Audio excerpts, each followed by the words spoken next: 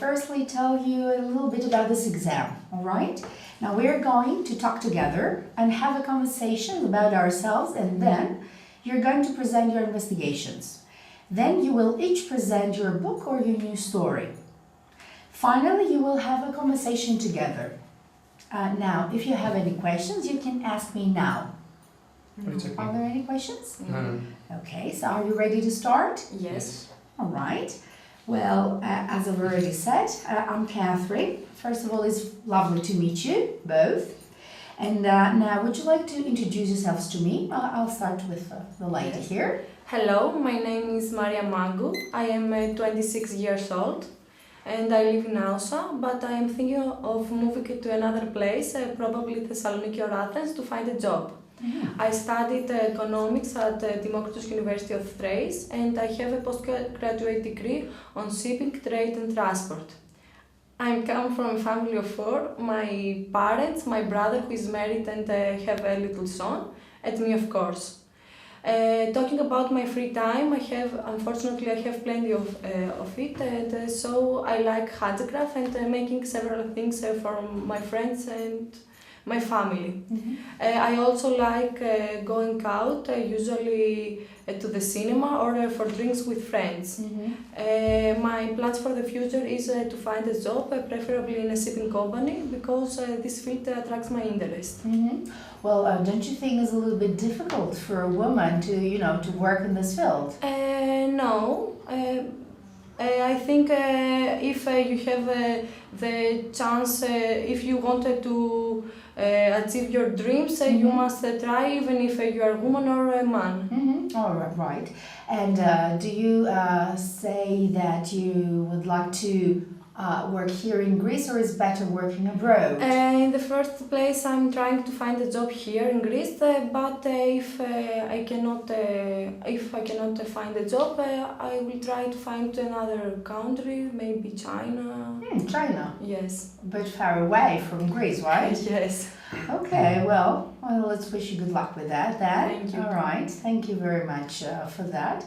And now, would you like to introduce yourself, please, as well? Okay. My name is Konstantinos Afrikos. I'm 27 years old.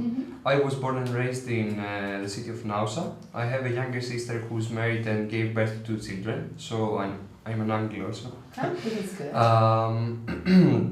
I used to study directory in Thessaloniki, and later I got a degree in philosophy, pedagogy and psychology at the University of Ioannina. For as long as I remember myself, I used to enjoy writing short fiction, and in the end, 3 years ago, I got my first nationwide award with a science fiction short story, and 9 more of my short stories have been published the years that followed. Okay, that's interesting. And right now I'm trying to enroll myself in a master's degree program in Glasgow for creative writing. And after that, how would you like to move on with your life after you finish with your courses at the university? I think that the ideal progress would be to achieve my goals and become an author and live out of writing, but I would like also to get a doctorate degree. Maybe. Oh, all right. So keep on studying would be perfect for you. Yeah. Okay. And you said that you studied philology, literature or something, right? Would you like to work teaching as a teacher? It could be a choice, but it wouldn't be my first one. Oh, why not? First of all, I find it difficult to teach, and secondly, I would mostly prefer to test myself in something else, let's say. Okay, so good luck with your plans Thank as you. well. Now, I see that you have your logbooks with you. Now, can you please show them to me? Also, sorry. Thank you. And your book, please, if you don't mind. All right.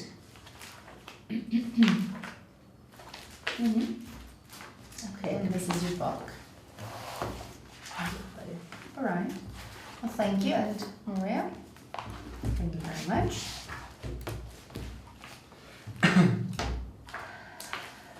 Okay. Oh, interesting. right. Well, you can have them open in front of your place. Okay, thank you. Now, would you like Maria to present your investigation to us? And Yekasadan, I'd like you to listen carefully so that you can ask questions or make comments about Maria's investigation, right? So, can you please start? Okay, my investigation is about marine environment and pollution prevention. MARPOL is one of the most important international marine environmental conventions, and it was developed by International Maritime Organization. The objective of this convention is to preserve the marine environment in an attempt to completely eliminate pollution of the ocean and seas. All ships flagged under countries that are signatory to MARPOL are subject to its requirements. MARPOL is divided into axes according to various categories of pollutants. For instance, MARPOL Annex 1 deals with discharge of oil into the ocean environment. Also, it specifies tanker design features that are intended to minimize oil discharge into the ocean during ship operation in the case of accident. MARPOL Annex 2 details the discharge criteria for the elimination of pollution by noxious liquid substances. MARPOL Annex 3 contains general requirements for the standards on packing, marking, labeling, quantity elimination, expectation, notification for preventing pollution by noxious substances. MARPOL Annex 4 contains a set of regulations regarding the discharge of Suez into the sea from ships. MARPOL Annex 5 deals with different types of curbs and specifies the distance from the land and the manner in which they may be disposed of. The last but not least is MARPOL Annex 6, which came into force on 19th May 2005. And talk about prevention of air pollution from ships, including emissions like nitrogen oxides, sulfur oxides, volatile organic compounds, and seaboard incineration. Well, this has a rather complicated answer to me, but still, would you like to tell me what is the importance of this topic, of this convention? These conventions talk about the prevention of the environment from ships, and as we all know, we must protect the environment. And I think it's very important to know everyone about it. Okay, and would you say that these regulations will somehow radically change how shipping industry functions today? Certainly, yes. This is the scope of this convention to change the operation of the ships and also the construction of them, and for this reason change all the shipping industry, I think. All right. Well, Konstantin, have you ever been interested in learning things about shipping, or do you know anything about it? Well, I'm generally interested in learning anything, but this particular topic is not in my field of immense interest. Well, I suppose so. Yes. So would you like to ask Maria something about it though? When you mentioned Annex 6, you said that there are regulations about air pollution. But I think that these regulations, these annexes, are mostly referred to sea and ships. Yes. So what a ship has to do with the air pollution? As you know, ships use fuel to move, to operate, and for this reason they emit emissions like nitrogen oxide, sulfur oxide, and for this reason they decided to put into force this regulation. All right. Well, thank you, Maria. It's been a very interesting topic. Thank you very much. Now, Konstantin, would you like to present your investigation to us? Okay, fine. I decided to write an investigation on how we define fantasy genres in literature. Well, Maria, you should listen carefully so that you can ask questions or make comments about it, right? Well, thank you. Now you may officially start. Nice. Fantasy and science fiction literature have both come a long way to become what they are today. We can trace marks of this kind of literature back in ancient Greece and Rome, but they wouldn't be what they are today if it wasn't for authors like J.R.R. Tolkien, Ursula Le Guin, Arthur C. Clarke, and I can name more later if you would like. So nowadays, fantasy and science fiction are both massively produced and distributed across the globe. So we need to categorize them in distinct genres arises for marketing purposes mostly. So first of all, we have fantasy literature category, which includes three major genres: the epic fantasy, heroic fantasy, and urban dark or paranormal fantasy, and many more subgenres. The more distinct and well-known genre here is the epic fantasy, which involves a large cast of character. It's world building focused. It's a larger-than-life fairy tale. It's the world at stake, and it's the main protagonist's duty to save it. Right. The most well-known work here is the Lord of the Rings trilogy by J.R.R. Tolkien. Moving on, we have science fiction category with three main genres being military science fiction, hard science fiction, and space opera, and many more subgenres. The most well-known genre here is space opera, which is blockbusting genre, and brought this kind of literature into cinema with works like Star Wars or Battlestar Galactica. All right. The epic fantasy in space. Last but not least, we have dystopian category, which originally was a subgenre of science fiction, but nowadays it is the high seller, let's say, of this kind of literature. So it enjoys its own section in any major bookstore.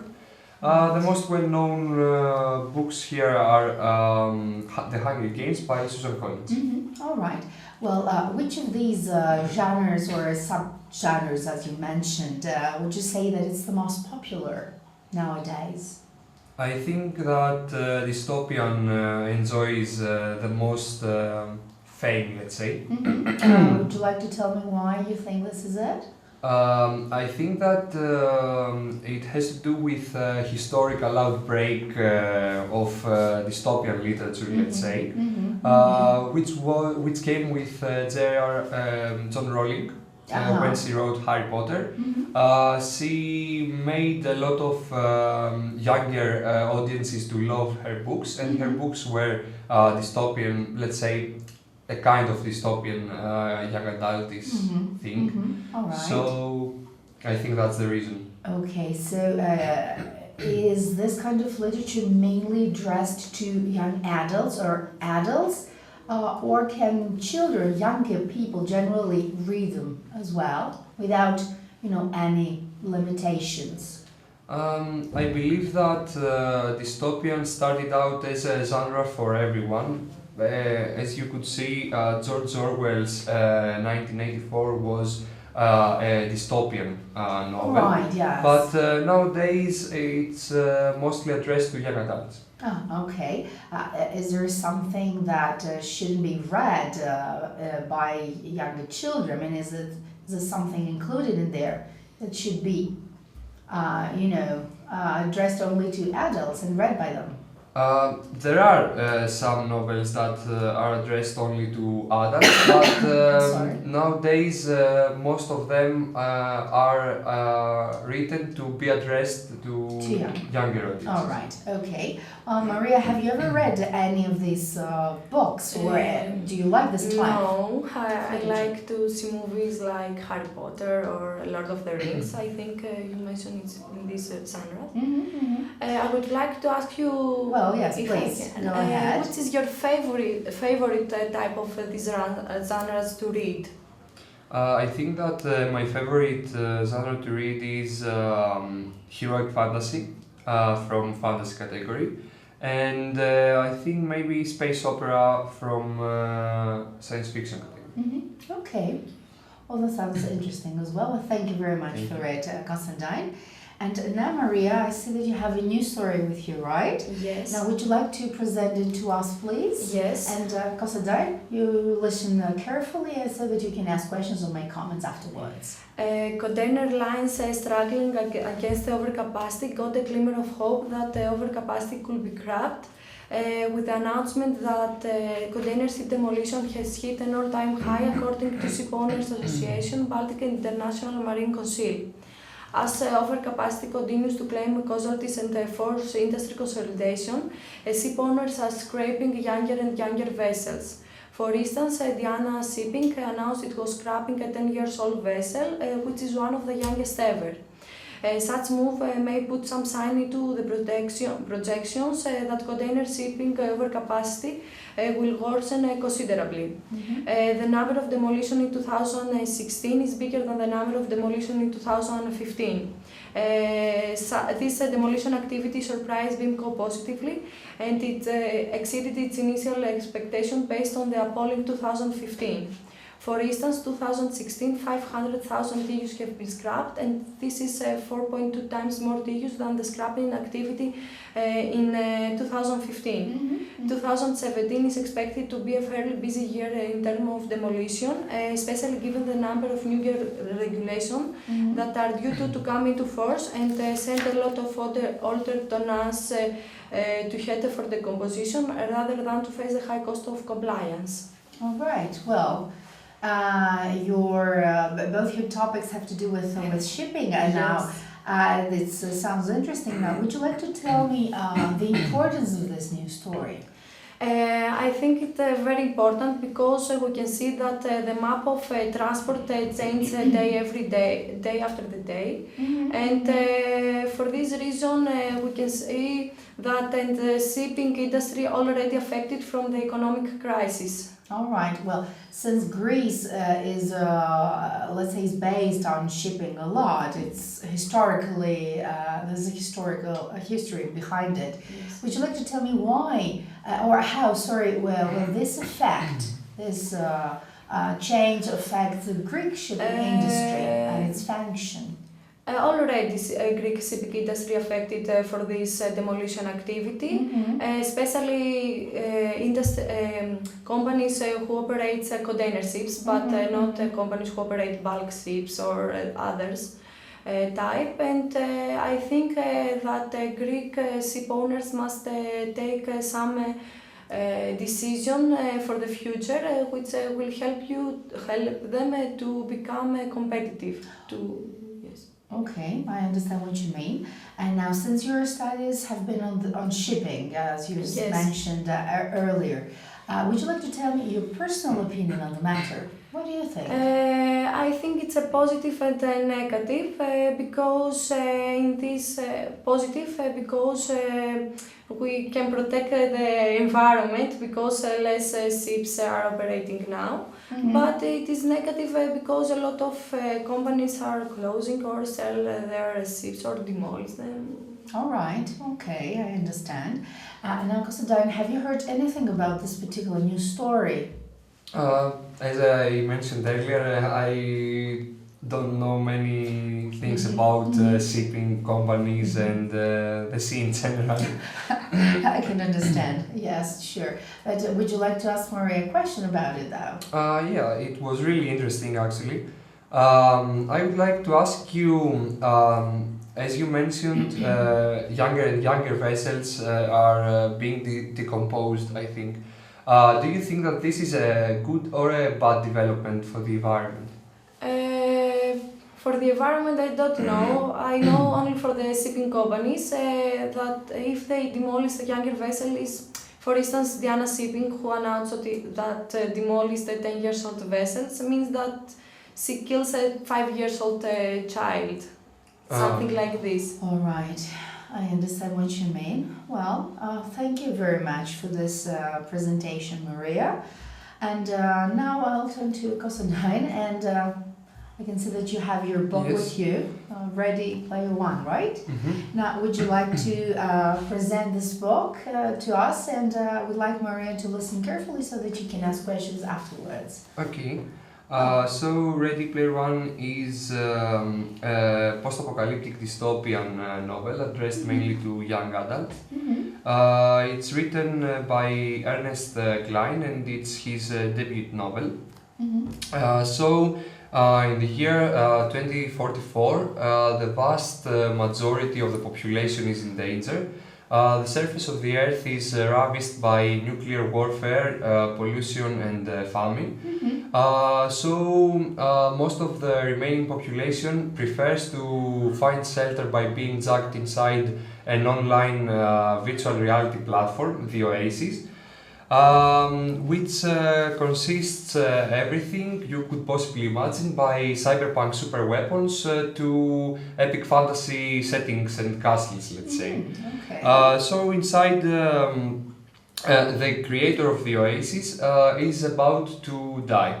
But before his death, he leaves a message inside the Oasis for everyone jacked in to watch. The message reads that whoever manages to solve the riddles that are based in the addictions of James Donovan Halliday, the quirky creator of the Oasis, based on the 80s and the pop culture that comes along with that period of time, will seize the control of the Oasis and the fortune of James Donovan Halliday. So the public goes crazy, everyone tries to solve these riddles about movies and series and music of the 80s. Wade Watts, our protagonist, also becomes a full-time egg hunter or gander. It's a gaming terminology, the Easter egg. They try to solve the riddles and find the Easter egg. Alright. So in the end he will make some precious friends. He will develop a romantic relationship with one of the female protagonists, and he will make some deadly rivals and enemies like IOI or innovative online industries. They will try to seize the control of the Oasis for their own materialistic purposes, let's say. Ready Player One is going to be an upcoming major film starring Simon Pegg as James Donovan Halliday, and it will be directed by Steven Spielberg. No, that sounds good. I'm sure that you'll go to the cinema and watch it, Yeah, right? I'm really excited about it. Okay. Well, did you like the ending? I mean, were you satisfied with it? I couldn't be more pleased with the ending. In what way? Okay. Why do you say that? I think that it's interesting that the whole novel worships the 80s, the series, books, the internet and stuff like this that make you get away from the real world. But in the end the message is that you can only find happiness in the real world, because in the real world you can feel pain, and then you can have a distinct opinion about being happy or sad. All right, I understand what you mean. Well, since this belongs to the sci-fi category, as you mentioned earlier, right? Would you say that this book is mainly addressed to people who love this type, or can anybody read it? For example, me. Yeah, I think that it's mainly addressed to people who enjoy this kind of reads, dystopian young adults and stuff like that. But it is a huge tribute to the 80s, so I think that anyone could read it. And you in particular, I think that you would enjoy it, because I guess that in the 80s you were young and you enjoyed all these things, no? This is true. Okay, yeah, I'm sure I would. I would love that. Anyway, what, generally speaking, what can someone gain from reading this book?